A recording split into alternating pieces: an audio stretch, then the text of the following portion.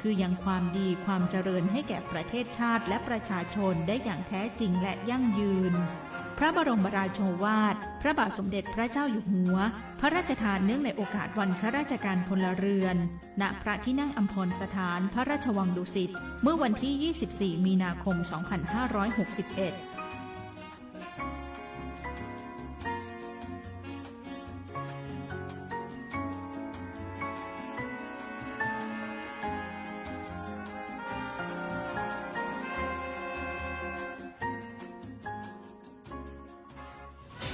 ท่านกำลังฟังสถานีวิทยุกระจายเสียงแห่งประเทศไทยจังหวัดลำพูนสำนักประชาสัมพันธ์เขต 3 กรมประชาสัมพันธ์ส่งกระจายเสียงในระบบ FM Stereo Multiplex ความถี่ 95 เมกะเฮิรตซ์จากอาคารเลขที่ 113 หมู่ที่ 10 ตำบลบ้านกลางอำเภอเมืองจังหวัดลำพูนส่งกระจายเสียงทุกวันตั้งแต่เวลา 5 นาฬิกาถึง 24 นาฬิกาวิทยุประเทศไทยจังหวัดลำพูนสื่อรัฐพัฒนาประชาชน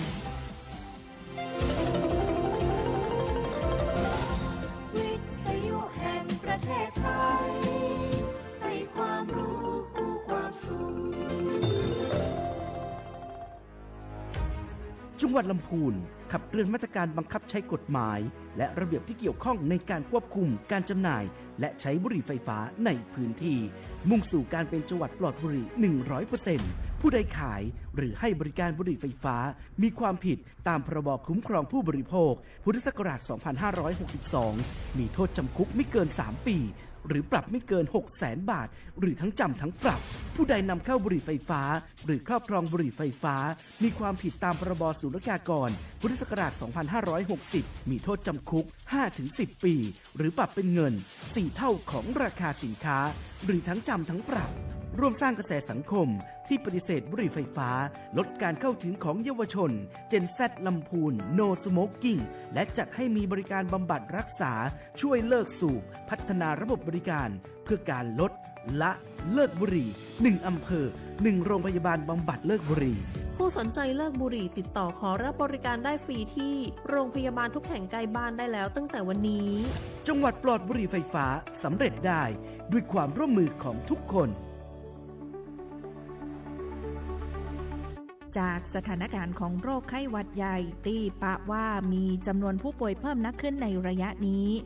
จังหวัดลำพูนมีความห่วงใยพี่น้องประชาชนเน้นย้ำให้ทุกท่านปฏิบัติตามมาตรการป้องกันและควบคุมโรคปิดล้างเลี่ยงหยุดปิดปากปิดจมูกเมื่อไอหรือจามล้างมือบ่อยๆหลีกเลี่ยงการคลุกคลีกับผู้ป่วยหยุดเรียนหยุดงานเมื่อมีอาการป่วย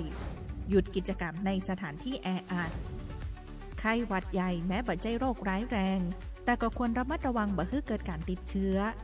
การรักษาสุขภาพให้แข็งแรงอยู่เสมอและการฉีดวัคซีนป้องกันไข้หวัดใหญ่เป็นประจำทุกปีจะช่วยให้รอดพ้นจากการติดเชื้อหรือการป่วยหนักได้นะเจ้า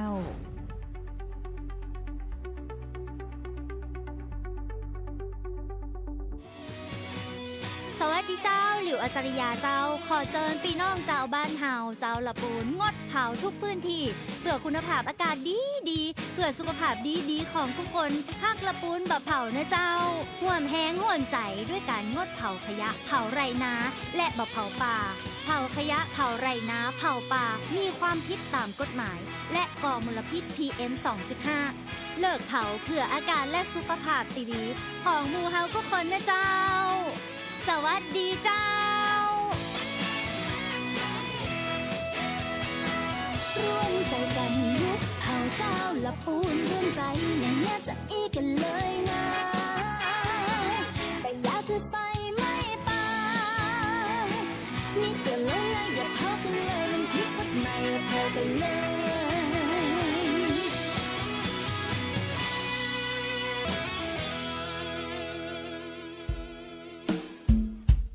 จังหวัดลำพูนร่วมกับสถานีวิทยุกระจายเสียงแห่งประเทศไทยจังหวัดลำพูน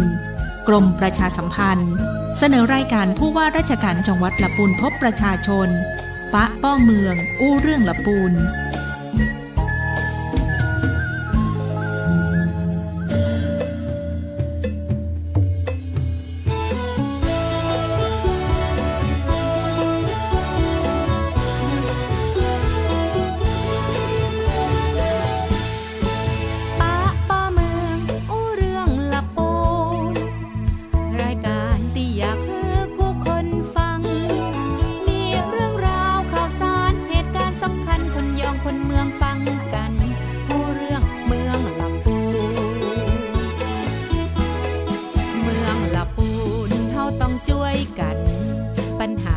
ารพันมันก็หมดสิ้นไปพี่น้องผู้คนห่วมใจแป่งเมืองลำปูนฮือยิ่งใหญ่ตลอดกาลมีทุกฮอนหารือส่งเสียงผู้ว่าจะอยู่เคียงจะช่วยแก้ปัญหากำกึดดีๆหากท่านมีช่วยบอกมาผ่านรายการนี้นาปะป้อเมืองอู้เรื่องลำปูปะป้อเมืองอู้เรื่องลำปูปะป้อเมืองอู้เรื่องลำปูปะป้อเมืองอู้เรื่องลำปูนะเจ้า สวัสดีเจ้า สวัสดีท่านผู้ฟังท่านผู้ชมทุกท่านสวัสดีท่านรองผู้ว่าราชการจังหวัดลำพูนตัวนะเจ้าวันนี้ดีจะอยู่กับท่านรองผู้ว่าราชการจังหวัดท่านชาตรีทินนท์นะเจ้าร่วมอุจากันในรายการเนาะเจ้าเนาะเจ้ามาพากันแหมเตื้อหนึ่งยินดีนักเจ้าท่านรองเจ้า ครับด้วยความยินดีครับดีใจ เจ้า ไว้ครับ ก็หลายท่านบอกว่ารอฟังท่านรองชาตรีเปิ้นอุ้มม่วนจ่าหวานนะเจ้าวันนี้เปิ้นจะมีเรื่องอะไรอย่างมาเล่าให้ฟังหลายเรื่องเหมือนกันนะเจ้าท่านผู้ฟังเจ้า ครับจะวันนี้นะครับได้มาออกรายการนะแทนท่านผู้ว่าแห่งครั้งหนึ่งนะรู้สึกครบเดือนพอดี ครบเดือนพอดีแล้วก็ ปี เจ้า นั้นผู้ว่าได้มอบหมายท่านผู้ว่าวิวัฒน์อินไทยวงศ์นะครับ เจ้า จริงๆเมื่อก็อยากจะมาทุกสุกกันเนาะมา เจ้า ปากับพี่น้องเจ้าละปูนเฮาพอเปิ่นกับมาใหม่เนาะ เจ้า 2-3 เดือนเมื่อก็อยากจะฮู้จักหมู่เฮานะฮะแล้วผู้ทุกคนแหละ เจ้า อยากไปเรื่องลงพื้นที่มันก็เต็มที่ แต่ว่าช่วงนี้เปิ้นเฮียนนะครับเป็นผู้ว่าก็ได้เห็นหนังสืออยู่นะ ผู้ว่าเขาอบรมเนาะหลักสูตรพิเศษสำหรับผู้บริหารนะครับ เจ้า ใกล้จบละ เจ้า เพราะว่ามันต้องไปเฮียนทุกวันศุกร์นะ มันตรงกับรายการ งานมันตรงกับรายการเฮียนกรุงเทพมันไม่ได้เฮียนบ้านเฮานะ เจ้า ไปเฮียนกรุงเทพแกเดี๋ยวถ้าเปิ้นจบมานะเปิ้นก็คงจะได้มาเข้ารายการกับดีเจออยตลอดทุกศุกร์เนาะ เจ้า อันนี้เพิ่นก็ฝากไว้นะครับด้วยความห่วงใยของพี่น้องบ้านเฮาเนาะเพิ่นก็ไปเห็นหนังสือนะครับหลายเรื่องหลายราวนะฮะที่เพิ่นได้ฝากไว้นะครับท่านผู้ว่าวันนี้เดี๋ยวก็จะได้เล่าในรายการนี้ก็จะได้เล่าให้ฟังว่าเรื่องอย่างพ้องที่ท่านมีความเป็นห่วงเป็นใยนะฮะพี่น้องเจ้าละปูนเฮา เจ้า นะครับกันนี้เพิ่นก็ฝากไว้ เจ้าท่านผู้ว่าที่เป็นห่วงหนักๆเลยนี่ก็ถ้าจะเป็นเรื่องของไฟป่าหมอกควันเนาะ แม่นครับ เจ้า เพราะว่าอันนี้มันก็ยังบ่หายแต่แคว้นนะวันนี้เป็นเจ้านี่25 PM 2.5 25ก็เป็น เจ้า เปลี่ยนสีอย่างสีเขียวเนาะ สีเขียว 25ใน เจ้า สีเขียว เจ้า แต่ว่าก็ยังสีเหลืองอยู่เนาะ เจ้า แต่ว่าก็30ปลายแต่31บ่ได้ อ่า นะครับ ที่มันดีขึ้นนี่ก็คือช่วง 3-4 วันก่อนเนาะ เจ้า มันมีฝนมีลมมาแล้วก็ยังแคว้นหน่อยนะฮะแต่ทำให้หายใจโล่งไปหน่อยนะฮะ เพราะว่าบ้านเฮามันก็อย่างที่ฮู้กันนะเนาะมันเป็นแอ่งกระทะนะ เจ้า แอ่งกระทะเวลาเผาป่านะหมู่ตะกอนนี่อยู่ตังอมก่อยอย่างเนี้ยถ้าเผาตังอมก่อยอย่างพุ่นน่ะมันก็ไหลมาตังบ้านเฮาหมดอะ ไหลมา ควันน่ะ อ่า บ้านเฮาเป็นแอ่งกระทะแล้วก็มาไหลนี่แล้วก็ตังบนนี่ก็เหมือนฝาชีขอบไว้อย่างที่ เจ้า ที่ฮู้กันนะฝาชีขอบไว้ก็ไปไหนบ่ได้ แต่ถ้ามีฝนมีลมมานี่ก็ปัดนะไปทางอื่นได้อยู่นะครับทำให้เฮาหายใจโล่งขึ้นเนาะ เจ้า แต่ว่าจะมาล้อฝนล้อลมบางทีเนาะมันจะมาแบบไหนบ่ฮู้เนาะ นั่นแหละเจ้า ฉะนั้นสิ่งที่เขาทำได้ก็คือว่า อย่างที่นักวิทยาศาสตร์เป็นว่าเนาะเรื่องของการเผาเนี่ยเป็นหลักเลย เจ้า และเรื่องการไปทำปฏิกิริยาในอากาศเนี่ยเป็นเรื่องรองนะครับเพราะฉะนั้นเนี่ยเกิดจากที่เปิ้นเอาฝุ่นควันอะไรอย่างไปพิสูจน์ดูเนี่ยเปิ้นก็ว่าเกิดจากการเผาซากเนี่ยเศษใบไม้ใบตอกบ้านเฮาเนี่ยนะฮะเป็นสิ่งที่สำคัญนะครับ หลายคนก็ว่ามันเกิดจากปฏิกิริยาในอากาศอันนั้นเป็นส่วนที่2นะครับส่วนน้อยนะฮะแต่ส่วนใหญ่ที่เปิ้นว่าเนี่ยมันก็คือเกิดจากการเผาบ้านเฮานะครับ อืม ฉะนั้นก็ต้องถ้าลมฝนมาจ่วยมันก็ดีเนาะ เจ้า แต่ถ้าลมฝนมาบ่ตรงตามที่เขาต้องการนี่เขาก็ต้องดูแลตัวเก่านะครับ ซึ่งที่ผ่านมานี่ก็เขาก็ทำได้ค่อนข้างดีนะแต่มันก็ยังว่าเนาะมันก็ยังมีจุดฮอตสปอตหรือการเผาเกิดขึ้น เทียบเวลากันแล้วปีแล้วกับปีนี้นี่จุดฮอตสปอตเขาตักกว่าปีแล้วนะ ปุ่งขึ้นมาโละๆเลยนะช่วง ปีแล้ว ก่อนนะเจ้า ปีแล้วเนี่ยนับตั้งแต่มกราคมพามาเนี่ยมาถึงตะวันเนี่ย13มีนาเทียบกันเนี่ยปี67กับ68เนี่ยปี 67นี่ยัง900ปลายนะ เจ้า 68เฮานี่สัตว์ไป 1,400 อันนี้จุดฮอตสปอตที่เขาเผากันนะ เจ้า นะครับอันนี้ก็ต้องประชาสัมพันธ์นะเพราะว่าเรื่องว่าประชาสัมพันธ์ทั่วถึงก็ผมว่าทั่วถึงนะท่านผู้ว่ามาใหม่ๆก็ได้ตามท่านผู้ว่าไปทั้ง8อำเภอแล้วนะห้องพี่น้องท้องถิ่นมาอู้กันพี่น้องชาวบ้านมาอู้กันว่าปีนี้เขาก็ช่วยกันให้น้อยนะครับอันนั้นเนี่ยผมคิดว่ามันอยู่ที่การปฏิบัติแล้วเนาะอยู่ที่การพึงรับผิดชอบร่วมกันก็แต่อันเรื่องการประชาสัมพันธ์ผมว่าทั่วถึงถ้าจะมาอ้างว่าโอ้บ่ฮู้มาเห็นตั้งราชการว่าได้นี่คงบ่ได้แล้วครับเพราะว่าเขาถึงสื่อเนาะทุกช่องทางดีเจอ้อยกับว่ากันทุกวันเนาะทุกส่วนนะครับไม่ว่าเพจทั้งอย่างเรารักลำพูนนี่วันนี้นะแกออกกันตลอดนะครับอันนี้ก็ถือว่าเขาได้การประชาสัมพันธ์การสร้างการทับผู้เนี่ยเขาทั่วถึงแน่นอนนะครับปีนี้ครับต้องขอบคุณไปถึงทางองค์กรปกครองส่วนท้องถิ่นในอย่างต่างๆโดยเปิ้ลก็ประชาสัมพันธ์อย่างเต็มที่นะเจ้าท่านรองบางทีดีจอยไก่ไปทางใดได้ยินเปิ้ลประกาศเสียงตามสายประกอบประกาศตึงวันนะเจ้าโลในที่ว่าช่วยกันย่างเผาเนื้อเนี่ยนะเจ้าครับนี่กับตอนผู้ใหญ่บ้านเนี่ยเสียงตามสายเวลาเขาไปตามในพื้นที่นะฮะในพื้นที่ไปออกไปเยี่ยมพี่น้องกำนันผู้ใหญ่บ้านพี่น้องชาวบ้านต่างๆในหมู่บ้านเนี่ยก็มีตลอดนะครับมีตลอดในการที่ประชาสัมพันธ์รับรู้เนาะว่าผลเสียของตัวใดนี่นะแต่ว่าก็ยังว่านะครับมันผลมันเนาะมันผลมันออกถ้ามันสูตรวันนี้ปุ๊บเมื่อคืนนี่เป็นเลยไอ้หนามันก็ถ้าอย่ากลัวกันนักกลัวกันนักขึ้นอยู่อันนี้มันเผื่อเหมือนเนาะเผื่อเหมือนปี2ปีบางทีมันก็แต่จริงๆเนี่ยทางหมอบอกกันถึงว่าเนาะมันสุ่มเสี่ยงนะสุ่มเสี่ยงที่เขาจะต้องสะสมไปติ๊กๆเดี๋ยวก็จะเป็นอันตรายต่อสุขภาพถึงตอนนั้นมาเขาเอาไหนบัดตันไหนแล้วเนาะถึงตอนนั้นมาเอาไหนบัดตันไหนแล้วเพียงแต่ว่ามันบ่หันบ่เดียวบ่ได้แม่นละจ้าปีอาทิตย์ที่แล้วท่านผู้ว่าท่านก็กรุณาให้ท่านในแพทย์สาธารณสุขมาย้ำเตือนเรื่องของมาตรการด้านสุขภาพว่าจะต้องช่วยกันดูแลรักษาสุขภาพกันจะได้นะเจ้าคุณหมอบอกว่ามันก็ยังกระสูบบุหรี่นี่เลยนะเจ้าท่านรองเนาะแม่นครับเพราะว่าเขามันอนุภาคมันน้อยเนาะ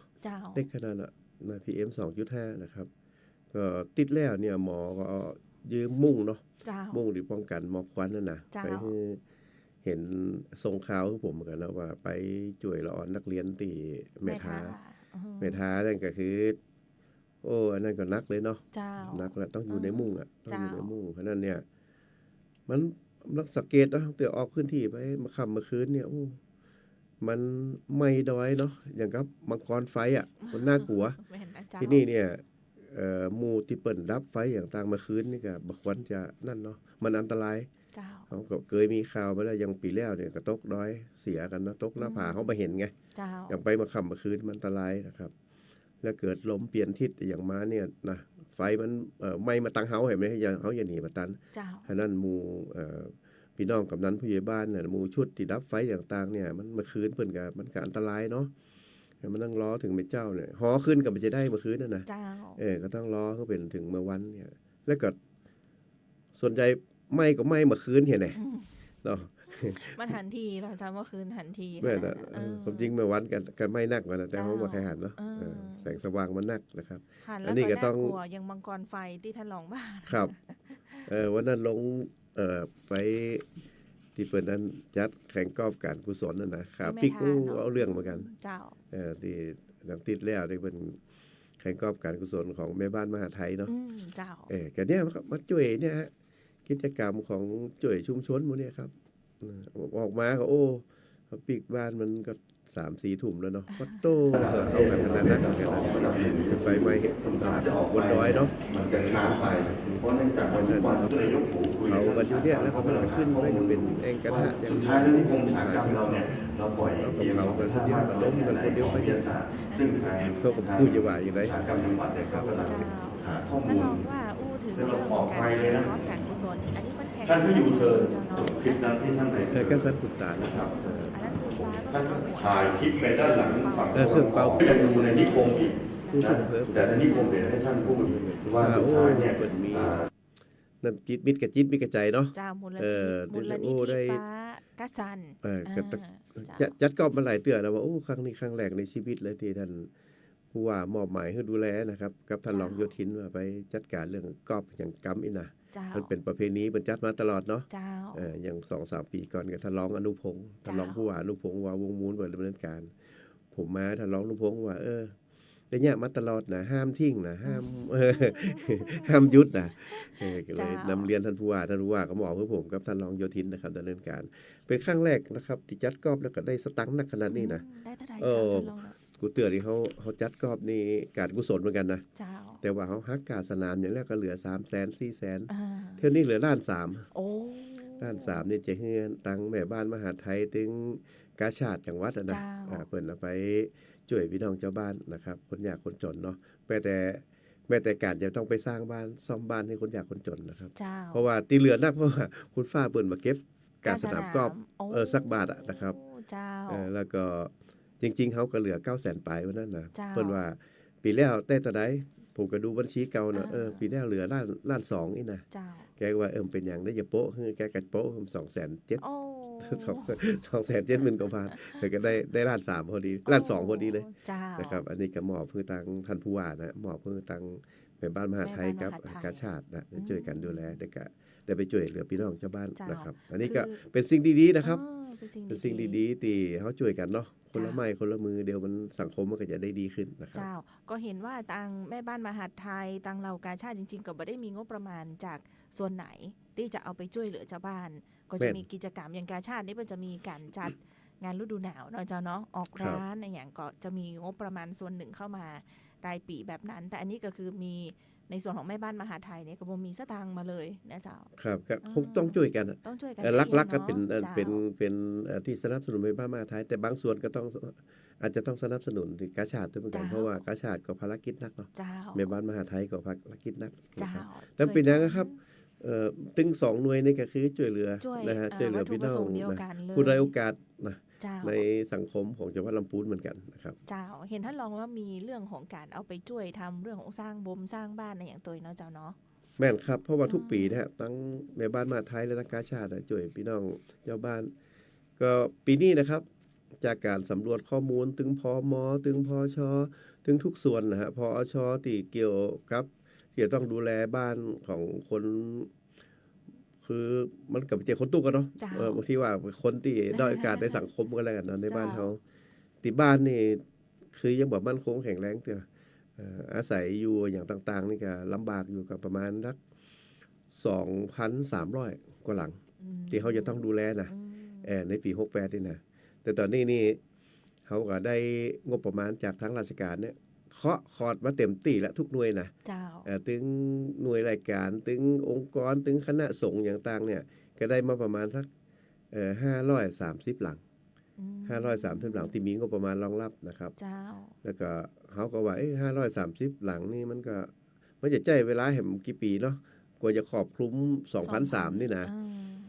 ก็เลยท่านผู้ว่าก็ว่าถ้าอย่างอีนี่เขาจะอยากจะได้ขอเพิ่มแหมน้อยบ่จาก530ที่มีงบประมาณนะครับก็มอบหมายให้ทางเปิดห้องว่าคลัสเตอร์ทางสังคมเนาะก็มีทางพมเพิ่นเป็นเลขาใหญ่อยู่พัฒนาสังคมก็ว่าเขาเอาเพิ่มแหม170 หลังบ่เขาจะได้เป็น700พอดีเขาประกาศเลยว่าเขาจะสร้าง700ทีนี้มันก็จะเหลือ170 หลังที่ยังมีงบประมาณเด้อนะครับอันนี้ทางพมเนาะเพิ่นก็ได้ขอไปในส่วนต่างๆที่ช่วยบริจาคนะครับแล้วก็บริจาคเที่ยวนี้เอาไปนั่นเลยนะครับคือภาษีนั่นนะไปเอาไปลดภาษีได้มันจะคืนภาษีเอาไปลดภาษีได้ลดหย่อนภาษีได้ครับลดหย่อนภาษีได้นะครับแล้วก็คงจะเจ้าเดิมเหมือนกันเห็นท่านพมจมาอู้ว่านั่นว่าไปนำเรียนกับคุณฟ้ากัดสันแหมละคุณฟ้าก็ว่าโอ้ก็หาจัดไปนี่จะเปิดกับว่าเดี๋ยวเพิ่นอย่าลองดูว่าบัดจัดใหญ่ละอันนี้นะแบบบัดจัดแบบของเฮาละนะอาจจะจัดกะเฉพาะที่คนที่ปิดสหายกันเอาวันเล็กๆไปนะเพื่อจะจัดเพื่อจะให้สนามเหมือนเดิมนี่นะอันนี้ก็น่าจะเป็นส่วนหนึ่งที่จะช่วยสร้างบ้านให้คนยากคนจนนะครับผู้ที่ด้อยโอกาสในบ้านเฮานะฮะน่าจะได้นะ170 หลังคาท่านผู้ว่าเพิ่นก็ว่าเดี๋ยวคาเหลือแต่ใดเดี๋ยวเพิ่นก็จะช่วยดูแลให้นะเพราะท่านผู้ว่าเครือข่ายเพิ่นก็นักพอสมควรเนาะก็ทำบุญร่วมกันครับท่านทั้งหลายเนาะเพราะว่าจะเข้าหน้าฝนแล้วเนาะพฤษภานี่เข้าหน้าฝนแล้วบ้านเรือนที่มันหัวมันหยังมันอยู่กันว่าสะดวกกัน คงต้องช่วยดูกันเนาะ เจ้า บางที 4-5 คนนอนห้องเดียวด้วยกันหมดเนี่ย แม่นละ เขาเรียกว่าสมัยอย่างโควิดระบาดเอาเรื่องขนาดหมู่ที่แออัดกันอยู่ในห้องนั่นน่ะเป็นเหมือนกันหมดอ่ะ เจ้า 4-5 คนนอนห้องด้วยกันนี่นะอันนี้มันสุขลักษณะเนาะก็ต้องช่วยกันไปนะครับ เจ้าบางทีนี่ห้องนมห้องน้ำอย่างก็บ่ได้เอื้ออำนวยบ่ได้สะดวกในการที่จะใช้งานอย่างเงี้ยเนาะคนเฒ่าคนแก่โกกานะโมอะนะเจ้าท่านรอง ครับ เจ้า ครับบางเจ้าเพิ่นก็บ่ได้ต้องการหยังนักน่ะไปแค่ไปซ่อมบันไดให้เพิ่น เนาะแล้วก็ไปแปลงห้องนอนจันลุ่มให้เปิ้นให้น้อย เจ้า เพราะว่าเปิ้นเฒ่าละขึ้นชั้นบนบ่ไหวละ มาไว้ แข้งขาบ่ค่อยดีนะ เจ้า ก็แปลงห้องน้ำห้องนอนอย่างเพิ่นตั้งลุ่มเนาะลูกหลานก็อยู่ไกลนะ เจ้า ก็ตามภาวะเนาะ อืม มันน้อยหลายไปเดียวลูกหลานจะได้อยู่กับพ่อกับแม่ได้ดูแลกัน เจ้า จนเฒ่าจนแก่อีนะ เจ้าแม่นละ ส่วนใหญ่ก็อยากไปทำงานเนาะ เจ้า เขาก็ต้องทำมาหากินเขาอะนะ อืม นี่คนเฒ่าคนแก่ก็ต้องดูแลตัวเก่า เจ้าน นะครับก็ต้องอำนวยความสะดวกกัน อ่ บางทีก็ห้องน้ำเนาะ เจ้า ห้องน้ำก็ต้องไปแปลงให้เบิ่นเนาะเหมือนห้องน้ำคนพิการเนาะอำนวยความสะดวกให้กัน อืม นะครับบางหลังก็อย่างที่ของ GAO เนาะของ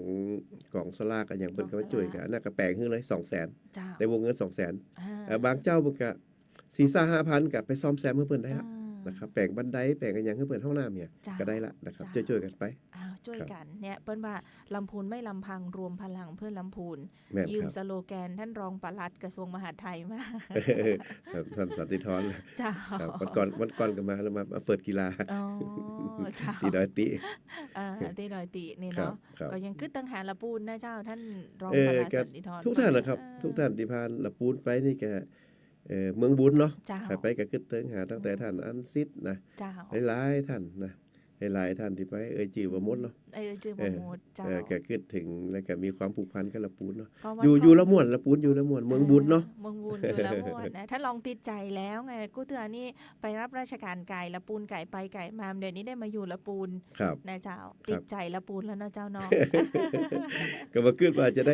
ได้มาอยู่ละปูนเหมือนกันแล้วเนาะเพ เจ้า ราะว่าชีวิตราชการ อืม เพิ่นใจไปไหนก็ตามนั้นนะไปหมด เจ้าน นะครับไปหด มาแล้วจะรู้อยู่แล้วจะรัก เออ เหมือนว่าละ ตาม ปูนนะ ถ้าเป็นแต่ตามที่เพิ่นว่านะ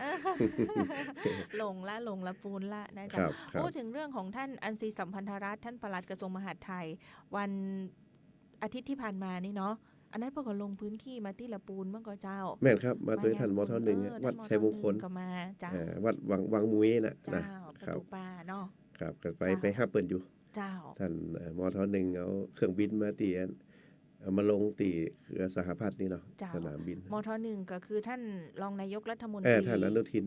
ท่าน วี อ ร นุ กุล ทิน นะครับ ชันวีรกูล เอ่อ ขับเครื่องบินมาคนเดียวเลยกะเจ้า แม่นครับ อืม แม่นท่านปลัดกระทรวงก็มาตัวเองเหมือนกั ขึ้น น เครื่องบินมาตัวท่านอนุทินเลยเนาะ ครับ อ๋ออ ม เจ้าเพิ่นมาลงตังใดเจ้าท่านรองเจ้าสนามบินสหพัฒน์เฮานี่เนาะ แม่นครับสนามบินสหพัฒน์ อ๋อเจ้า เพิ่นว่าโอ้ติดใจสะดวกกว่าไปลงเชียงใหม่พุ่นน่ะเชียงใหม่เครื่องบิน จะ นั ได้ ก ย่ามมาลง มานี่มีเครื่องเดียว มีเครื่องเดียวเอามาจอดอยู่เครื่องเดียว เจ้า นะครับสะดวกดีละปูน เจ้า นะครับ เนาะ ครับ มาร่วมทำบุญนะเจ้าที่วัดวังมุยประตูปาเนาะเจ้าเนาะ แม่นครับแม่ เจ้าน แม่น เนาะเมื่อช่วงสุดสัปดาห์ที่ผ่านมาหันจังฟมจังฟ้อนอย่างเพิ่นมาฮับท่านรองอนุทินนะเจ้าเต็มเลยนะเจ้าท่านรองเจ้า คนนักครับ คนนักขนาด โอ้บุญใหญ่เนาะสืบชะตาตัว สืบชะตา เอ โด อย สืบชะตาตัว เจ้า ได้บุญกันนะคุณหญิงพันเครือ เจ้า กันมาตัว อืม คุณหญิงพันเครือยงใจยุทธเนาะ อ๋อเจ้า เออ โอ้จะอนุโมทนาเนาะ ครับ เนี่ยยังว่าเนี่ยไผ่ไปแล้วก็ผ่านละปูนไปนี่ตึงได้กึดตึงหาละปูนกู้คนนะเจ้า ครับ แนว ได้ น้อย ได้ นะ ทำบุญร่วมกันเนาะ ได้รู้ร่วมกัน ถ้าลองกันเหมือนกันเนี่ยทำน้อยก็จะกึดตึงหาละปูนนะเจ้า อ๋อบ่มีปัญหาครับบ้านใกล้กัน มันใกล้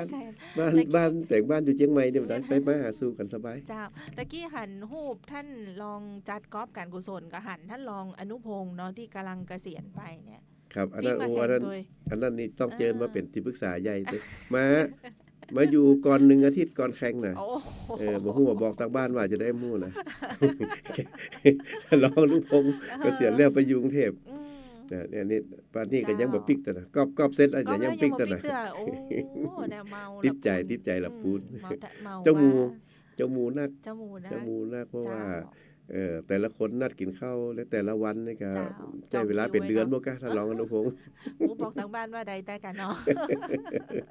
ดีครับดีครับ เจ้าเนาะยินดีนักๆเจ้าท่านผู้ฟังเจ้าวันนี้ดีเจออยอยู่กับท่านรองผู้ว่าราชการจังหวัดลำพูนนะเจ้าท่านชาตรีทินนท์เนาะอุจากันม่วนอุมวนจ่าหวานนะเจ้าท่านผู้ฟังว่า คนเมืองเนาะ คนเมืองเจ้าจริงๆท่านรองมีการขับเคลื่อนกิจกรรมการดำเนินงานหลายเรื่องเลยอย่างวันก่อนนี่มีตะวานี่ก็เจ้าที่ว่าท่านผู้ตรวจราชการมาที่ลำพูนเฮาอ่ะเจ้า แม่นครับแต่ว่านี่เป็นเปิ้นฮ้องว่าตรวจแบบบูรณาการนี่เนาะ เจ้า แต่ว่านี่หัวหน้าคณะก็เป็นผู้ตรวจสำนักนายกรัฐมนตรีนะครับ เจ้า ท่านพิคเนต ชื่อพิคเนต ชื่อพิคเนตชื่อพิคเนต ชื่อ นะ เป็น ครับ มงคลแต่ว่าเจ้า เป็นคนเชียงไฮ้ก็ว่า อ๋อ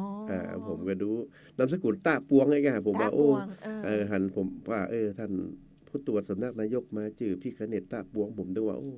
ถ้าต้าปวงนี่คนดับบ้านเฮาแน่ไอ้น่ะ เพื่อมาถึงถามท่านว่าท่านเป็นคนที่ไหนเป็นคนเชียงไฮ้ อ๋ออู้เมืองใส่กันแล้วแลด อ้วน ตอนกินข้าวกับอู้เมืองใส่กัน ตอนประชุมนี่อู้ไทยอยู่ ก่น อู้ไทยอยู่ครับ เจ้ แต่ว่าเพื่อการติดตามหลายเรื่องนะครับเป็นห้องว่าติดตามแบบบูรณาการเนาะมีผู้ตรวจสำนักนายกผู้ตรวจกระทรวงมหาดไทยผู้ตรวจกระทรวงศึกษาผู้ตรวจกระทรวงแรงงานนะครับกระทรวงพัฒนาสังคมและความมั่นคงมนุษย์นะครับก็มากันหลายกระทรวง สิ่งที่เปิดมาติดตามเรื่องหลักๆก็คือเนี่ยฮะการเปลี่ยนแปลงสภาวะอากาศนะฮะสิ่งแวดล้อมของโลกเนี่ยนะก็มีถึงอย่างบ้านเฮานี่คือที่เปลี่ยนแบบอย่างได้ก็คือการจังหวัดสะอาดเนาะ เจ้า เขาได้แช่มมาหลายสมัยหลายปี เรื่องการบริหารจัดการขยะของเขาเนี่ยทั่วภูมิภาคทั่วประเทศมาดูงานที่เฮาหมดนะฮะอันนี้ของเฮาเนี่ยทำต่อเนื่องและก็ทำได้ดีตัวนะครับมันของเฮามันก็ได้รวมในเรื่องวันนี้ก็รวมถึงการนั่นน่ะไฟป่าหมอกควันด้วยนะอันนี้เขาไข่ตกไปหน่อย ในเรื่องอื่นเขาไปค่อนข้างดี เจ้า เรื่องการจัดการขยะเรื่องสิ่งแวดล้อมและเรื่องการอบรมให้ความรู้นะคือความรู้เนี่ยมูนี่เนี่ยก็เป็นระบบดีละปูนเนี่ยคือความรู้ถึงละออนนักเรียนเนาะ เจ้า ท้องถิ่นโดยเฉพาะเยาวชนต่างๆเนี่ยคือความรู้หมดมีการจัดหลักสูตรการอบรมหมดนะครับทีนี้เนี่ยหมอกควันไฟป่าที่บ้านเฮานี่นะครับวันนั้นผมไปผมก็ว่าถ้าอย่างอี้นี่แนวโน้มจะดีนะผมท่านผู้ว่าหมอบผมไปเป็นประธานเปิดการฝึกอบรม เจ้า นะการบริหารจัดการหมอกควันไฟป่าที่ทุ่งกิกอ่า ตีลี่นะ ตีลี ตีลี่มันไปหั่นก็ไปเจอบริษัทโดรนเนาะโดรนที่เปิ้นเอามาบินแป้งเหมือนกันเนาะชุดใหญ่ทั้งชุดจะเป็นล้านเหมือนกันเด้อแล้วมันดี เจ้า มันดีเนี่ยเปิดทดลองบินให้ผมดูว่านั่นน่ะบินโดรนน่ะแล้วก็เปิ้นก็บินไปแล้วเปิ้นจับพิกัดหมดจับพิกัดว่าเนี่ยมันมีประโยชน์ อืม คนมันต้องไปเสี่ยงเข้าไปละ จ้ะ ว่ามันไม่ที่ไหนนะเปิ้น อ่า บินไปโดรนบินไปบังคับไปเปิดกับบังคับไปคือโดรนบินไปที่จุดพิกัดที่ไฟไหม้น่ะแล้วเปิดกับส่งพิกัดเนี่ยเข้าไปที่นักบินนะหอบินน่ะเพราะว่าหมู่ที่หอเนี่ยถ้าบินไปรับไฟเนี่ยถ้าเฮามีพิกัดอย่างนี้ บ่ฮู้ เขาจะบ่ฮู้เลยเพราะว่าบินอยู่ตังบนนี่เปิ้นว่ามันจะเห็นอย่างสักอย่างอะมันมีกะควันบ่ฮู้ว่าไฟไหม้ทางใดเห็นนี่เปิ้นได้ส่งพิกัดกันปุ๊บก็จะตรงเป๊ะเลย อ๋อ ส่งพิกัดจากโดรนส่งพิกัดให้นักบินก็ว่าตามนั้นเลยปล่อยน้ำตามนั้นเลย เจ้า แล้วถ้ามันเป็นดอยสูงนี่ก็ต้องฮออย่างเดียวนะครับ เจ้า ถึงฮอของปอพเนาะที่มาช่วยนี่นะทั้งฝนหลวงเนาะ เจ้า ทั้งทัพ ของ ภาค กระทรว สาม ทรัพย์ ของท เจ้า หารอากาศมาช่วยกันหมดนะครับ ก็เพิ่นว่าละปูนนี่ได้หอมันนักเลยเปิ้นเลยต้านเลยนะที่ นั ว่าก ครับ ม เพราะว่า ช่ยดับไฟนี่ย เวเนอะ อ่า เพราะว่ามีเดียวนี้เปิดตกลงก่อนวันนั้นผู้ว่าเราให้ฟังว่า เจ้า มันต้องล้อหนังสือแจ้งกันไปก่อนแล้วกันหนังสือตัวก้นแล้วขอฮอนี่นะผมก็ได้เซ็นตอนท่านผู้ว่าไปประชุมอย่างนะมันด่วนผมก็เซ็นไปหลายขอฮอไปหลายเที่ยวละ เจ้า ทีนี้ฮอบินไปก่อนแล้วนะหนังสือตัวก้นเนาะผมว่าอย่างอี้นี่เป็นแนวโน้มที่ดีนะไม่ต้องรอหันหนังสืออย่างเรียบร้อยแล้วก็มาก่อยมาพิจารณาไฟไหม้หมดร้อยพอดีเนาะอันนี้เปิ่นแจ้งกันไปก่อนมูดีมีหน้าที่รับผิดชอบนะ เปิ้นประสาน แล้วหนังสือ กั ตัวก้นไป อ๋อ ถ้าอย่างอี้ดี เจ้า มันจะบดีแหมอย่างก็คือว่า การว่าฮอยกตัวแต่ละครั้งเนี่ยมันหลายแสนนะท่านและผมถามเบิ่งแล้วว่าการใช้จ่ายสูงนะ เจ้า การฮอยกตัวแต่ละครั้งเนี่ยไปดับไฟเนี่ยมันใจเงินเป็นแสนๆนะฉะนั้นเนี่ยถ้าเขา ไม่ขีดการเดียวเนาะโอ้แล้วก็ดับสมมุติไป10 เที่ยวเนาะ เจ้า มันจะยุ่งนะมันจะ ห ยุ่ นึ่ ง งคน มัน จุ เปลือง ด ตังค์ หนึ่งคนจุด100 คนดับ แม่นะครับ เจ้า จังเอี้ยมันเอากันมาใครอยู่เนาะ เจ้า อย่าเอากันมาใครอยู่ต้นทุนสูงลงไปเนาะ เจ้า ในการบริหารจัดการเรื่องพวกนี้นะครับ เนาะก็อันนี้เป็นประเด็นหนึ่งที่ทางคณะผู้ตรวจเปิ้นก็มาถามไทยเนาะ ค เจ้า รับ เนาะ ครับแล้วก็เรื่องอื่นด้วยนะเรื่อง เจ้า เพื่อนท้องว่าเดี๋ยวนี้มันเป็นเทรนด์ของโลกเนาะเรื่องคาร์บอนฟุตปรินท์ อ่า ในการปล่อยคาร์บอนเนี่ย ของ เขา เรา ปล่อยอย่างตอนไหน ก็ ไม่เดียวนี้ ต้แบบเจ้า ไม่เดียวนี้ละปูนวันนั้นตอนอยู่โซนกลางเนาะได้มีโอกาสได้รู้จักกับท่านเปิดห้องว่าอบกนะองค์การบริหารก๊าซเรือนกระจกแห่งชาติ เจ้า ได้รู้จักกับรองผอเปิ้นชื่อท่านรองเพชรท่านรองเพชรเนี่ยเปิ้นก็จะทดลองว่าเปิ้นขอทดลองเรื่องผ้าก่อน ผ้าของกรมการพัฒนาชุมชนด้วยว่าการย้อมเคมีกับย้อมสีธรรมชาติเนี่ยอันไหนจะปล่อยคาร์บอนนักกว่ากัน เจ้า แปลงเนี่ยต้นทุนในการทดสอบนี่นะเปิดมาเมื่อกี้จะเริ่มตั้งแต่ว่าเขาขี่รถเครื่องไปเก็บไฟล์เขาใจน้ำมันต่อใดปล่อยคาร์บอนต่อใด อ๋อค่ะ เอาไฟล์มาถ้ามาต้มย้อมสีต่างๆเนี่ยใจ แก๊สต่อ ใจแก๊สต่อใดใจฟื้นต่อใดปล่อยคาร์บอนไปต่อใดคำนวณหมด โอ้ ต่อชิ้นต่อกลุ่มนี่ใจต้นทุนเป็น 50,000 พุ่นน่ะ โอ้กะ เป็น เจ้า 50,000 พุ่นของเฮานี่เข้าเปิ้นทดลองตีหนองเหงือกก็หา อืม 5 กลุ่ม 5 กลุ่มเปิ้นทดลองแค่4จังหวัดนั่นน่ะมี เจ้า บ้านเฮาสกลนคร เพชรบูรณ์ เจ้า แล้วก็นครพนม เจ้า นะฮะรู้สึก4จังหวัด อืม ทดลองแล้วก็ผมก็ว่ามันออกมาแล้วมีใบเซอร์นะใบรับรองเลย แม่น ตอนหนองเหงือกอะตอนผมอยู่ส่วนกลางหนองเหงือกไปออกบูธตีเมืองทองธานี เจ้า ขายดีเนอะ เจ้า เพราะว่าเปิ่นก็ดูแล้วมีใบเซอร์คือว่าผ้าชิ้นนี้อันนี้ก็ปล่อยคาร์บอนกี่กิโลอย่างก็เขาว่าไปเปิ่นว่าใบนั่นเนาะคาร์บอนฟุตปรินท์นั่นน่ะ เจ้า ผมอยากจะทำทั้งจังหวัดลำพูนนี่ได้ก่อนท่านรองผอเพชรนะ เจ้าร องผอแกว่าถ้าอย่างอีนี่แต่ถ้า 50,000 ผมบอกบ่ไหวเด้ถ้า 50,000 นี่ผมมีตังค์ไงเนาะ เพราะว่าท็อปเรื่องผ้าเฮาเนี่ยผ้าละปูนนักน่ะแล้วแปลงๆขึ้นนั่นน่ะ แต่ถ้าเขาย้อมสีธรรมชาติ 100% แถมเนี่ยมันจะแปลงขึ้นไปแหมนะ อ๋อ เปิดก็เพิ่นว่า เพระการ พอได้อยู่ ปล่อย่างมันจะเยอะกว่า แม่น เจ้า พอมีวิธีอยู่ก็คือว่าเขาเนี่ยต้องไปตกลงกับอบกก่อน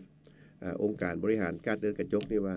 เขาจะผลิตทุกอย่างเนี่ยให้เหมือนหนองเงือกเนี่ยให้เหมือนที่ท่านทดลองเนี่ยแล้วจะไปใจกับผ้าในพี่น้องละปูนเขาเนี่ยตอนนี้เริ่มที่5 ดาวก่อนหมู่ที่5 ดาวคือหมู่ที่เปิดกระขายพอไปได้อยู่แล้วเอารุ่นพี่กันเนาะ รุ่นพี่ก่อน เอารุ่นพี่ก่อน5 ดาวเนี่ยแล้วเขาจะผลิตนะธรรมชาติเนี่ยย้อมสีธรรมชาติ 100% เลยเอาเหมือนที่หนองเงือกทำนะแล้วท่านจะช่วยจะได้ผมได้พ่องใบเซอร์นั้นเฮาบ่ได้อะแต่เปิ้นว่าเปิ้นจะถ้าผ่านเปิ้นนี่นะเปิ้นมาดูแล้วว่าทำเหมือนหนองเงือกทุกอย่างเนี่ยเปิ้นจะออกสติกเกอร์ให้สติกเกอร์ว่าผ่านกระบวนการผลิตย้อมสีธรรมชาติอันนี้เขาก็ใจสติกเกอร์ไปทำมาหากินได้เขาก็ต้องไปเสี่ยง 50,000 ละ มันก็จะมีมาตรฐาน เปิ้นว่าอันเนี้ยได้ย่อมไปตามกระบวนการที่ได้ทดลองมาทุกอย่างเพียงแต่เขามีใบเซอร์อย่างที่เปิ้นมาทดลองแต่บ่ได้กับพวกอีผมว่าไปได้นะเขาก็มีเหมือนกับว่ามีคนการันตีให้เนาะองค์การก๊าซเรือนกระจกเปิ้นการันตีให้ปีนี้ก็จะทำรู้สึกว่ามันรู้สึก10 กว่ากลุ่มนะจะทำ10 กว่ากลุ่มก่อน 5 ดาวนี่นะเจ้า แล้วก็เดี๋ยวถ้ามันนั่นขึ้นก็จะโตมา4 ดาว 3 ดาวแกว่ไปเนาะเพราะว่ามันจำเป็นครับมันเป็นเทรนด์ของโลกเนาะแนวโน้มของโลกมันเป็นอย่างนี้เพราะว่าทุกส่วนเนี่ยแม้แต่การเกษตรเองต่างต้องเข้ามาคาร์บอนฟุตปรินท์หมดต้องบอกหมดเลยว่าจะลดการกระจกได้ต่อใดเนาะเพราะว่าแต่ละประเทศเนี่ยมันก็ต้องให้ความสำคัญกับเรื่องหมู่นี้เนาะอันนี้เขาก็ต้องทำไปนะทำไปค่อยๆปรับไปอย่ามาปรับกำเดียวหมดเรื่องนี่มันบางทีต้นทุนมันสูงแกเนาะก็เปลี่ยนไปจริงๆละปูนเฮาก็มีเป้าหมายในการตั้งเป้าว่าเฮาจะเป็นเมืองที่เปิ้นฮ้องว่ามีความเป็นกลางทางคาร์บอนอีเนาะเจ้าเนาะ ครับก็คือปล่อยออกไปถ้าใดก็จะต้องชดเชยบ่ฮื้อมันเหลื่อมล้ำเกินกันออกไปนะเจ้าเพื่อรักษาคุณภาพสิ่งแวดล้อมแบบยั่งยืนเนาะเจ้าท่านรองเจ้าครับก็แต่ว่าท่านผู้ตรวจเพิ่งมาในภาคของสภาอุตสาหกรรมเพิ่นก็ยังนี่อยู่ว่าเรื่องของคาร์บอนเครดิตนี่นะถ้ากฎเกณฑ์อย่างมาออดชัดเจนเนี่ย ตั้งโรงงานอุตสาหกรรมหรือว่าอย่างต่างๆของละปูนเขาพร้อมนะ เจ้า เขาพร้อมดีดำเนินการแต่ว่าขอให้กฎระเบียบอย่างมันชัดเจนหน่อยนะจะขายกันอย่างไรคาร์บอนเครดิตเนี่ยนะ อืม แล้วโดยเฉพาะพื้นที่ป่านะครับพี่น้องบ้านเราพื้นที่ป่าเนี่ยถ้าเขามีป่านักๆป่าสีเขียวนักๆเนี่ยมันก็จะดูดซับเนาะ เจ้า ซับคาร์บอนมันช่วยได้นักเลยแหละมันเป็นผืนใหญ่เนาะ เจ้า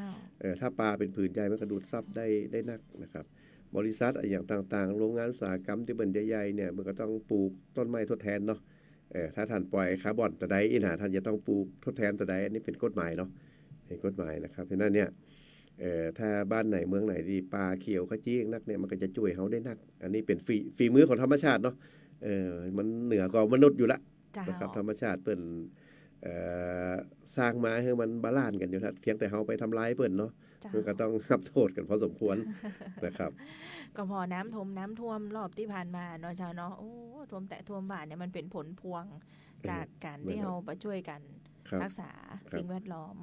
ก็ตอนน้ำท่วมแรกๆที่เชียงไฮ้ตอนนั้นเป็นผู้ตรวจอยู่ เจ้า ไปลงพื้นที่โดยท่านมทซี เจ้า นะครับ ไปเจอท่านเจ้าอาวาสวัดดอยอินทรีย์ เจ้า บ้านหลังนั้นสุดเลยนะท่านเจ้าอาวาสบอกอาตมานี่มาทางถนนจะได้นะอาตมาต้องเอาเรือไปอ้อมดอยพุ่นมานี่ อ๋อ นะครับแล้วก็หันค้นอยู่ในบ้านเนี่ยมันเกินเนาะ เจ้า น้ำก๊กขึ้นจนบ้านหายไปเป็นหลังๆอ่ะ อ้าว นั่นก็บอกไปท่านเจ้าอาวาสบอกถ้าใจบะแข็งนี่เขาไปช่วยเขาไปได้อะ อืม หน้ามันเชี่ยวเกิน เจ้า บะเคยแกว่าอยู่หัน บ่เคยหั มาน จะเป็น กำเตืออีเนาะ 60 ปีอ่ะบะเคยหันได้อีกคำเตือ เจ้า ให้นั่นเนี่ยเนาะก็คือพอแม่แตงก็ปัดเผือจ้างบุญน่ะ อ๋อ มันก็บะเคยเพิ่นเฮาเรียนบอมเนาะ อ๋อ มันแบบตกไหนตกจุดเก่าแล้วนะ อ๋อ อย่ามันก็ ตกจุด เอากันมาอยู่เนาะว่า เจ้า กันมาอยู่นะ อืม อันนี้ก็คือสิ่งแวดล้อมที่มันเขาทำร้ายกันสะสมมาเหมือนเนาะ เจ้า เขาจะมาแก้บัดนิดบัดเดียวมันก็คงลำบากแค่นั้นก็ถ้าบ่เริ่มเลยมันก็บ่ได้เริ่มเนาะ เจ้า ก็เริ่มจากที่ตัวเฮาเนี่ยนะครับตัวเฮาก็ช่วยกันคนเล็กคนละน้อย ค เนาะ นละเล็กคนละน้อย ครับ เจ้า ครับ ต้ อันนี้ก็ ช่วย สิ่งที่เปิดให้ความสำคัญทั้งผู้ตรวจมา เจ้า ตะวาเนาะแถมเรื่องนึงก็เรื่องที่ละปูนเฮาได้นำเสนอไว้ก็คือเรื่องซอฟต์พาวเวอร์เนาะ เจ้า ซอฟต์พาวเวอร์นี่ก็จริงๆแล้วเพิ่นว่าตอนนี้นี่ตัวอย่างมีนะผู้ตรวจว่าตัวอย่างมีที่โคราชเปิดได้แต่งตั้งเพิ่นคือมีคณะกรรมการซอฟต์พาวเวอร์ประจำจังหวัดนะ อืม บ้านเฮารู้สึกว่ายังบ่ได้ตั้ง บ่ได้ตั้ง ยังบ่ได้ตั้งแต่เพิ่นคือไปดูต้นแบบของโคราชนี่นะ เจ้า ทางรัฐบาลเปิ่นได้ทดลองที่โคราชกับจังหวัดแห่งจังหวัดผมจำได้นะแต่จำได้ว่าโคราชเดี๋ยวจะลองโทรไปถามหมู่ตั้งที่เปิดทำวิชอบจากโคราชแล้วว่าเป็นเรื่องมันอย่างไรเนาะ เจ้า ซอฟต์พาวเวอร์ของ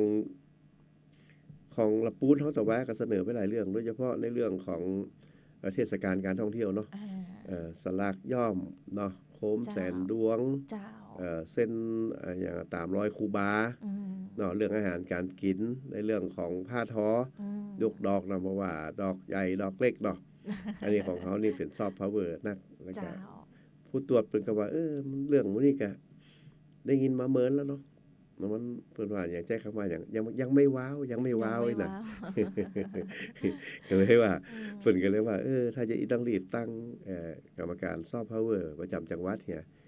ก็อาจจะเอาดังในเรื่อง 2-3 เรื่องเพราะมูลก็ทำไปตามปกติ เจ้า แต่ว่าจะเน้นเนี่ยมันก็ต้องเน้น หา เนาะ สักอันสองอันมาทำให้ว้าวเองอาจารย์ ทำให้มันดังแล้วก็ไขอู้ถึงละปูนก็ต้องไปอย่างเนาะอย่างโคมแสนดวงนี่ผมว่า ติดแล้วนะ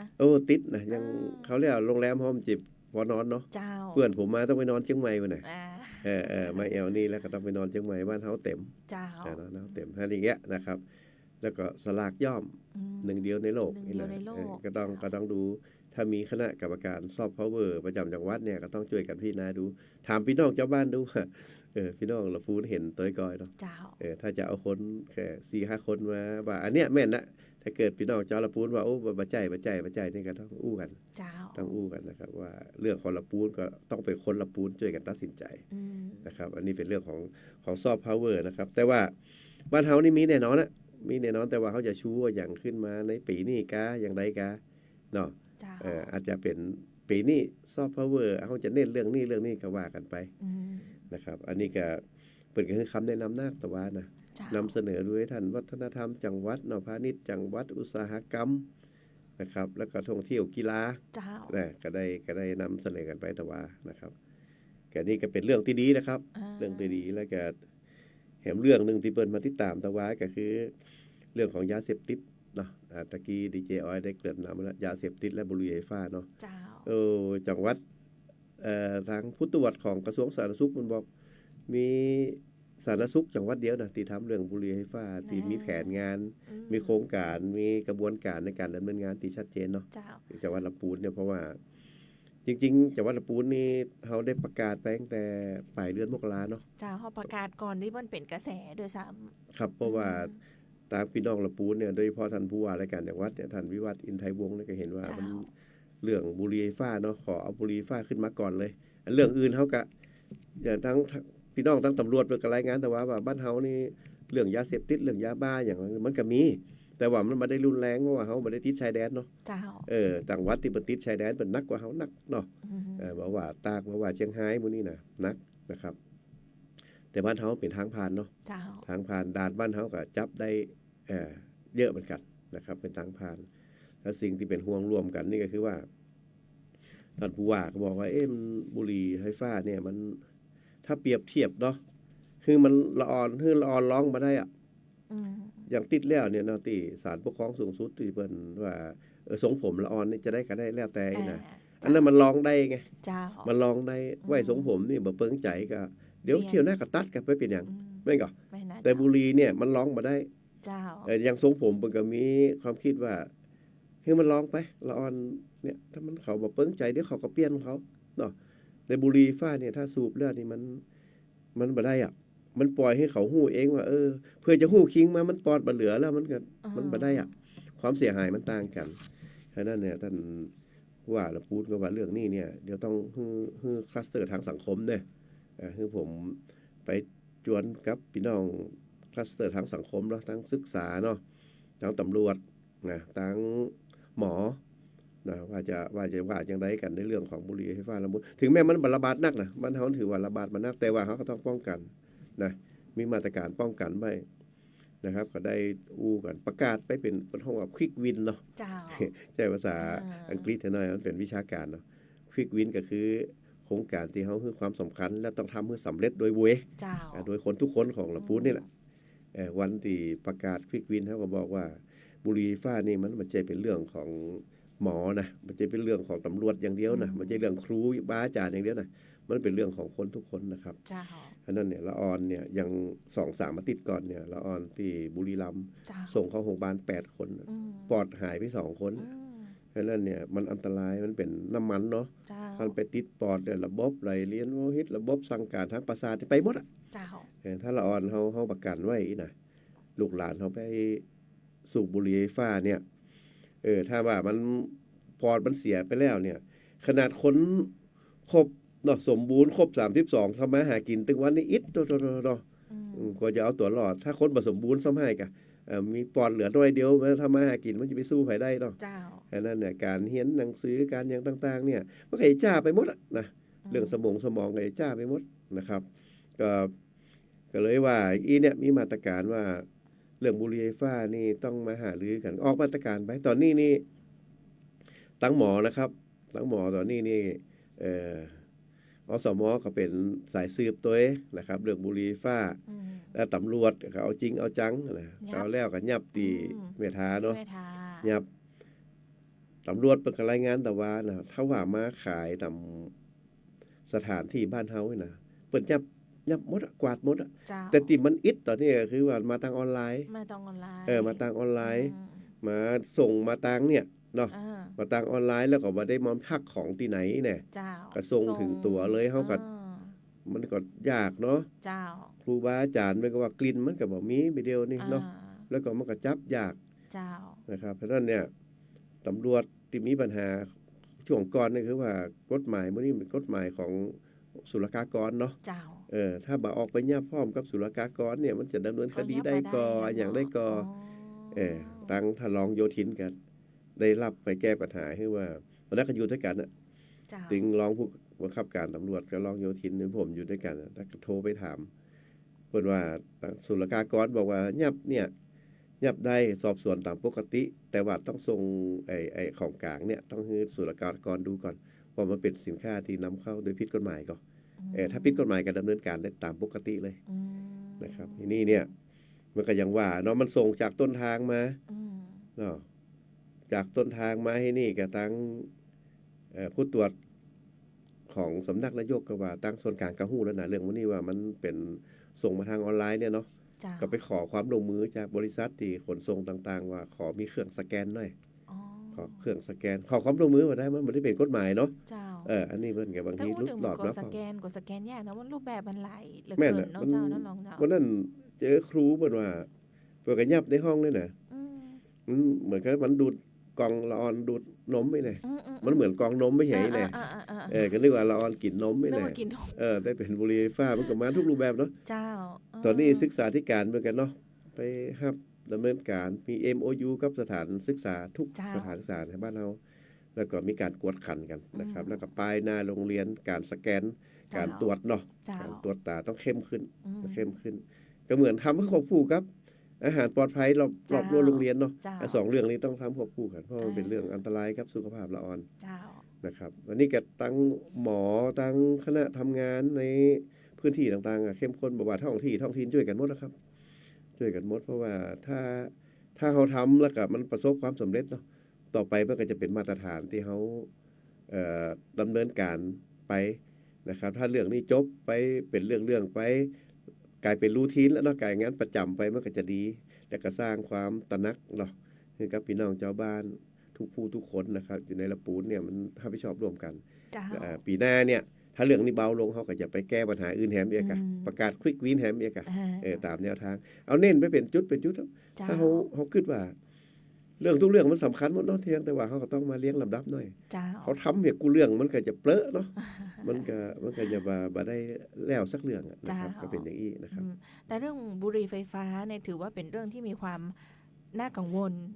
มากๆนะเจ้าอย่างที่ท่านรองบอกว่ามันเหมือนมันมาได้แล้วถึงแม้ว่าสถิติมันจะน้อยมันก็เจ้าละปูนเฮา ครับ แต่มัน ครับ ต้องทำนะเจ้าแล้วอย่างที่เล่าคือคุณผู้ฟังมาหลายต่อหลายครั้งเนี่ยว่าเรื่องของบุหรี่ไฟฟ้าเนี่ยเป็นเรื่องที่ละปูนเฮาทำมาก่อนหน้าที่ว่าเปิ้ลจะยับกันหนักๆช่วงก่อนหน้านี้เนาะเจ้าเนาะเขาประกาศควิกวินอย่างที่ท่านรองบอกประกาศก่อนเปิ้ลด้วยซ้ำมีการตั้งคณะทำงานขึ้นมา ครับ ก่อนเปิ้ลก่อนต้านด้วยซ้ำนะเจ้า ก็เป็นโชคดีของเขานะ เจ้า ที่เขาได้เห็นปัญหานี่แหละก็ในละปูนเขาก็ว่าเขาบ่ต้องล้อใครสั่งอะเนาะ เจ้า ในหลายเรื่องเนาะหลายเรื่องถ้าเขาเห็นปัญหาปุ๊บเขาก็ต้องล้อใครสั่งอะเพราะว่าเขาอยู่ด้วยกันเนี่ยเขาก็หันกันอยู่ เจ้า ปัญหาอย่างใดที่เขาจะร่วมแก้กันก็ว่าไปก่อนก็มันตึงในเรื่องบางเรื่องเนาะก็ต้องทำใจ เจ้า มีถึงคนหันตัวบ่หันตัวก็บ่เป็นหยังอะ อ่า เพียงแต่ว่าเขามีความมุ่งมั่นเนาะที่จะทำให้เมืองละปูนเขาเนาะได้ปัญหาที่มันน่าจะเกิดขึ้นที่มันหมดไปนะครับช่วยกันบางเรื่องก็ถ้าอย่างเงี้ยเรื่องถือว่าเขาประกาศในเรื่องของบุหรี่ไฟฟ้านี่ถือว่าโชคดี เจ้า เขาว่าไปก่อนเขาวางระบบอันอย่างไปก่อนหมดกับ ทางรัฐบาลอย่างส่วนกลางเปิดการให้ความสำคัญเหมือนเขาเปิดกระสั่งสำทับแม่มก เจ้า ำทำเขาทำงานง่ายขึ้นเนาะ เจ้า คณะทำงานกับมันง่ายขึ้นมีส่วนร่วมในการทุ น ก อก ภาค จาก ส่วน เห็นว่านอกจากการจับเมื่อก่อนจะจับผู้ที่นำเข้าจำหน่ายแล้วก็สูบ อันนี้คือจับได้หมดเลยตามกฎหมายเลยเมื่อก่อนเจ้าเนาะนำเข้าจำหน่ายและสูบนะเจ้าแล้วก็เรื่องของการสร้างกระแส ครั ใน บ โรงเรียนในสถานศึกษาที่ว่าทำ MOU อย่างกันเรียบร้อยแล้วอย่างเงี้ยนะเจ้าอันเนี้ย ครับ คือส่วนหนึ่งแต่แถมส่วนหนึ่งได้ยินมาว่าทางคุณหมอเพิ่งกดเตรียมยาในการที่จะบำบัด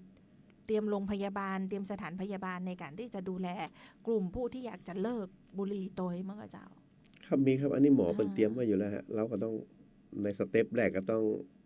เนาะสร้างการรับรู้ก่อนเนาะ เจ้า ป้องกันการเต็มที่ อืม เนาะป้องกันก็คือว่าหมู่ละออนเนี่ยเนาะลูกๆหลานๆเนี่ยหมู่เจนวายเจนแซดพวกนี้เนาะ เจ้า นักสูบบนห้องนักสูบหน้าใหม่เนาะ อืม เขาก็จะกันบ่ให้เขามายุ่งเกี่ยวกับเรื่องพวกนี้เนาะสำหรับคนที่สูบไปแล้ว จ้ะ เกิดความเสียหายแล้วนี่นะอันเนี้ยหมอมันก็ต้องรักษาฟื้นฟูเนาะตอนนี้เขาก็อย่าเน้นแต่ถ้าที่ติดไปแล้วก็บ่เป็นหยังครับ เจ้า เอามาแหมน้อยก็หมอมันก็ยังจะนี่อยู่ไปเดียวนี่นะเปิดห้องว่าอย่างเป็นกล้องที่ว่าใครอยากเลิกบุหรี่ก็เอามาไว้ในกล่องนี่ก็ถือว่าเรื่องที่ผ่านมาก็ถือจบกันไปเนี่ย อ้าว ไว้หน้าโรงเรียนตัวเองไว้หน้าโรงงานตัวเองนะ เจ้ อยากเลิกก็มา อ่า แสดงตัวนะ อ่า เรื่องผ่านมาก็ว่ากันไป เจ้า เนาะมันได้พังเผลอไปแล้ว อืม นะก็เข้าสู่กระบวนการบำบัดเข้าสู่กระบวนการรักษาก็ว่ากันไปนะครับแต่ว่าเขาก็อย่าเน้นการป้องกันเนาะนักสูบหน้าใหม่ที่เขาห่วงละอ่อนสำหรับคนที่อายุพอจะ60ละ50ปลาย40ปลายแล้วก็ยังบ่ฟังกันเตื้ออันนี้ก็อันนี้ก็ว่ากันกำเนาะไปตัดสินใจเอาคนเดียวเถอะว่ามันถูกมันเหมาะก่อนใหญ่ละเนาะใหญ่ละมันก็บ่ฮู้จะกันอย่างใดเพิ่นแล้วก็ยังทำอยู่อันนี้ก็ไปจัดการตัวเก่าอย่างเนาะไปดูแลตัวเก่าแต่ว่าละอ่อนนี่เขานี่บ่ได้เขาเนี่ยเขาเลิกเขานี่บ่ได้เขาจะวางมือบ่ได้เขาต้องเอาเต็มที่มันมาอย่างทรงผมนักเรียนอย่างที่ท่านรองว่านะอันนั้นก็หมอกผมเดี๋ยวมันเปิ้งใจมันก็ไปตัดใหม่อันนี้มันบ่ได้ถ้าเกิดมันเสียหายในร่างกายไปแล้วเนี่ยมันก็จะฟื้นบ่ได้ละเสียดายคนกับบางคนเนาะเรียนหนังสือก็เก่งความประพฤติก็ดีไปพังเผลอเอาก็คิดว่ามีเดียวนี้คนยังคิดว่ามันบ่มีอันตรายเนี่ยคือมันบ่น่าอันตรายเนี่ยกลิ่นก็บ่มีควันก็บ่มีเนี่ยแต่ว่ามันเป็นอันตรายมันเป็นเปิดสกัดมาจากน้ำมันยาสูบเนี่ยเนาะแล้วมาผสมสีอย่างต่างๆเนี่ยเวลาไปติดในปอดมันเป็นน้ำมันไงมันก็อยากทำลายระบบประสาทเนาะปอดก็จะนั่นไปหมอว่าที่จะเอาสารตัวนี้น้ำมันตัวนี้ออกมาได้ต้องเกิดจากการไอการจามแห้งๆออกมาซึ่งมันก็ออกมาหมดอันที่มันเหลืออยู่หั่นนี่หมู่เม็ดเลือดขาวในร่างกายเขาจะต้องไปทำลายซึ่งก็บ่หมดเหมือนกันบ่หมดเหมือนกันนะสู้มันบ่ไหวเหมือนกันทีนี้ปอดมันก็จะหายไปหายไปแล้วก็ระบบอย่างต่างๆอย่างผมว่าระบบประสาทระบบหัวใจมันไปหมดอันนี้คือมันน่ากลัวเนาะมันน่ากลัวแต่ว่ามันอันตรายลึกนะครับอันนี้ต้องช่วยกันอันนี้ยอมกันบ่ได้นะยอมกันบ่ได้ต้องว่ากันให้มันเด็ดขาดนะครับเนาะอันนี้เป็นเรื่องราวที่เป็นข้อห่วงใยนะเจ้านำมาฝากกันในรายการวันนี้นะเจ้าท่านรองเจ้าขออนุญาตตอบคอมเมนต์ท่านผู้ฟังนิดนึงนะเจ้าพอดีท่านผู้ฟังถามเข้ามาว่าจะมีการถ่ายทอดสดแถลงนโยบายนายกอบจก